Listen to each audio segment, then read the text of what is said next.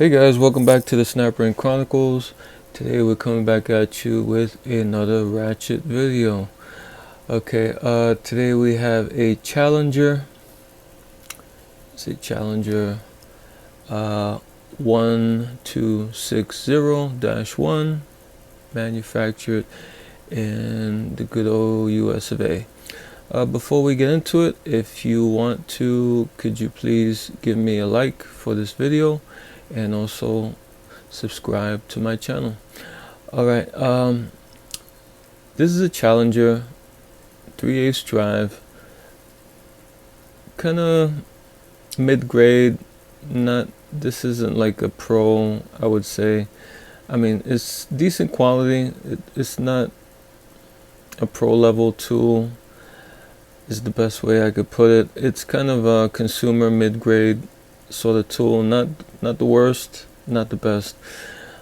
Challenger fell under Proto, and I guess Proto was owned by Pendleton Tool Industries, and it was in there with a bunch of other companies, and Proto and Penens and all the rest of those fell under that, and Challenger was another one, and Fleet I think was another one, and they all seem to share that 1260 number for some reason. All of them, a lot of them, different designs, different mechanisms, it doesn't matter, different names. For some reason they like that 1260 number. So a lot of the models, even though they're not the same brands, will have that, and that was kind of a giveaway that this was kind of a proto product, you know, that number there, even though there were some exceptions. Okay, it's just a round head. Here's the knurling. The knurling's not bad.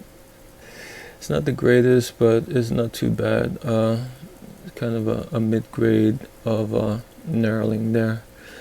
And as you can hear, this is pretty coarse. I think maybe 30 something teeth in this one. Not too sure exact number, but it sounds, from the sound of it, sounds like maybe like 36 teeth, or at most 40. Okay, let's take this apart and see what's inside. A little bit different, not the usual what you expect in a round head. Here's the ring, and this is the core ring that we've taken off hundreds of times. Nothing new here.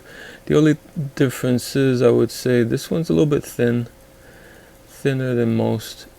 It's kind of pretty thin there. A couple of differences here. Okay, you push out, and here's the mechanism. On the opposite of the switch side, there's this secondary ring that they put in there to hold the mechanism in, I guess, or I guess to speed the production, because I guess they cut out this lip on both sides, and then they were like, okay, well, we're just gonna put this one in and then put the mechanism in on the other one. And there's no name here, though the name is on the switch, so it doesn't really matter what side you put it on. It fits both sides flat. Yeah, pretty flat. So there's this ring, and here's a look inside of the head. Like I said, pretty coarse. You can see the teeth there. The teeth look pretty good. The broaching looks decent on this. It's well centered. It's not off like crazy on some, you see on some ratchets, round head ratchets, even US made round head ratchets, you would see a kind of a canted broaching. This one seems pretty well centered, and the teeth look pretty well done. can't complain too much about the head here. And here is where we see the biggest difference, is this mechanism. It's kind of the swinging pawl, but not all the way the same.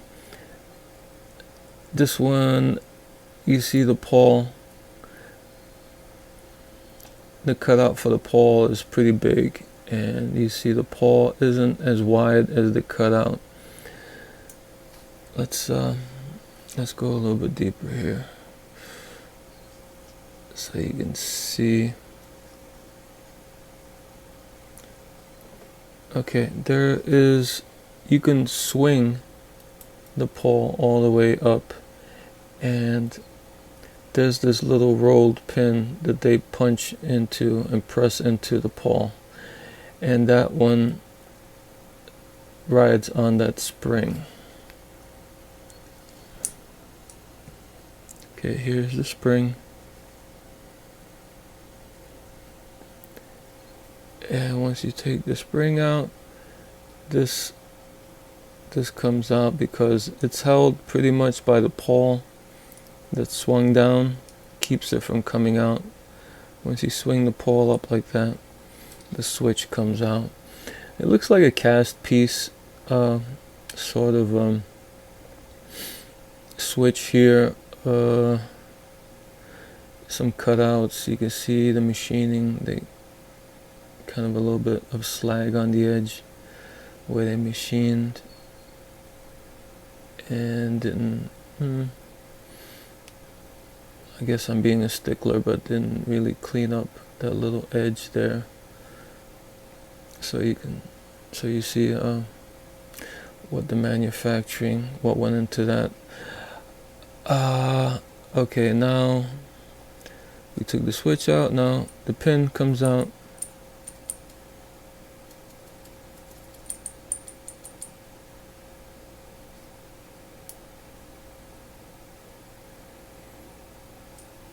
Here's the pin, regular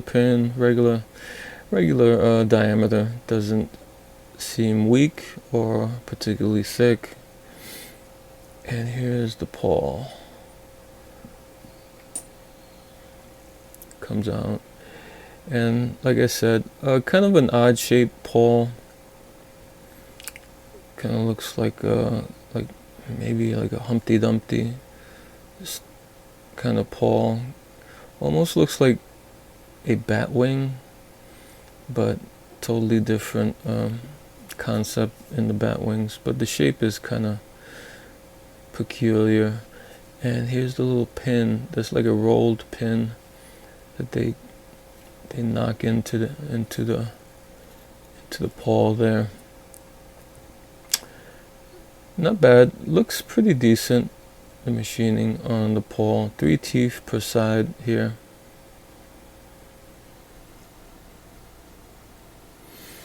Here is the housing for the mechanism. Looks pretty good. Not bad there. The switch goes in through there. Everything's chromed, as you can see. There's the ball detent. Not much to write home about, but looks okay. Looks well centered.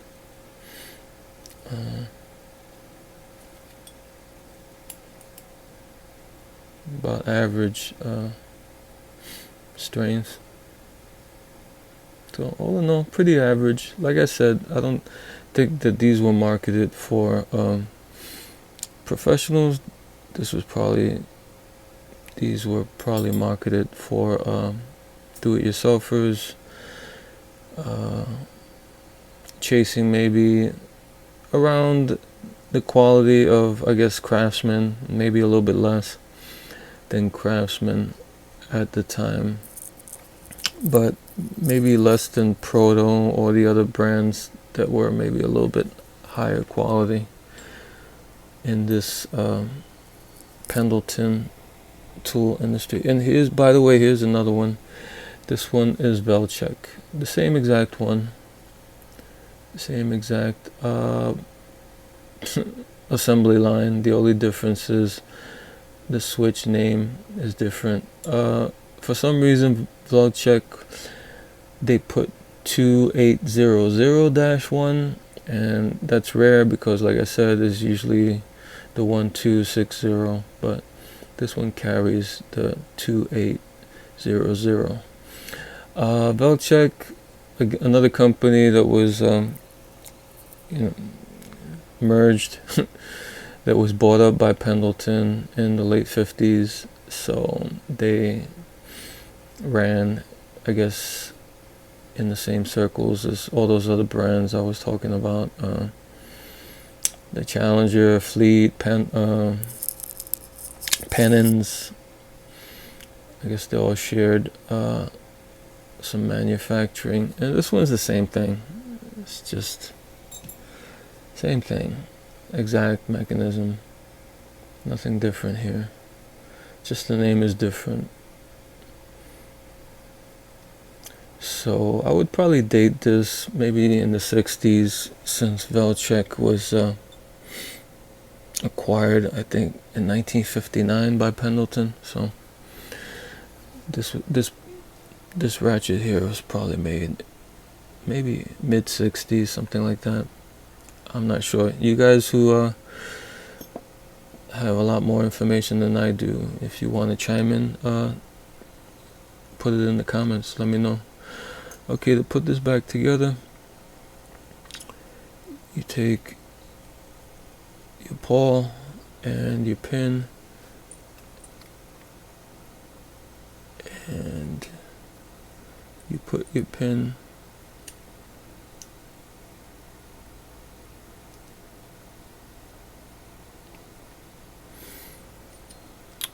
right now.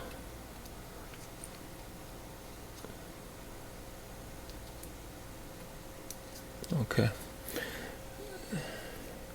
You want to put the protrusion in the pawl.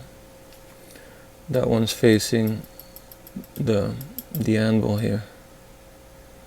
So that's how this one goes in. And then you swing it up and you put your switch in.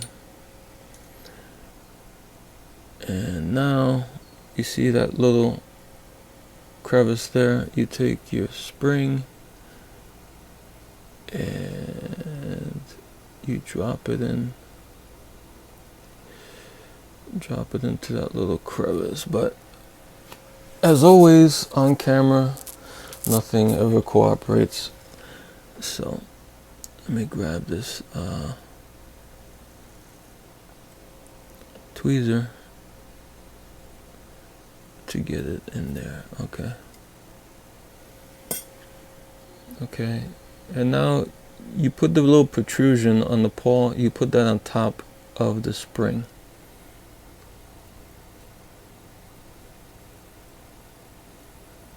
And maybe this one's having a little problem on this side, so I'm gonna swing the switch. Where'd the spring go? Oh boy. Okay. Alrighty. Anyhow, I'm gonna swing it to that side, and I'm gonna put the spring in over here. Now I'm gonna put the protrusion on top. Protrusion for the pawl, I'm gonna put that on top of the spring, like centered with the spring, like that, in that channel with the spring. Okay, now I guess it didn't matter where you put it in. You hold down the pawl like that on top of that spring, and you get it in the head like that, and it's ratcheting. And now you put that other ring on the other side, you get that onto the ratchet. Now you take your coil ring, you open it up, and you smother that down around the edge like that. Make sure it's working, and it's ratcheting. Okay, I like this ratchet, and I guess I like it not because it's maybe the greatest design in the world, or maybe it's not pro quality, but I like it because it's different. I like the mechanism. I think Penens first used this mechanism because I had some older Penens, and that arrangement looks very familiar from those Penens. And since Penens was part of Proto and Pendleton, it makes sense. I kind of like this because it's different. It's not the run-of-the-mill kind of like you open up round head ratchets, and what you find most of the time is like some kind of variation of an SK ratchet, usually something similar to SK. So it's kind of refreshing sometimes when I open up a round head ratchet that looks pretty run-of-the-mill, and you find a mechanism that's a bit different. Alright guys, that's all I got. Until next time.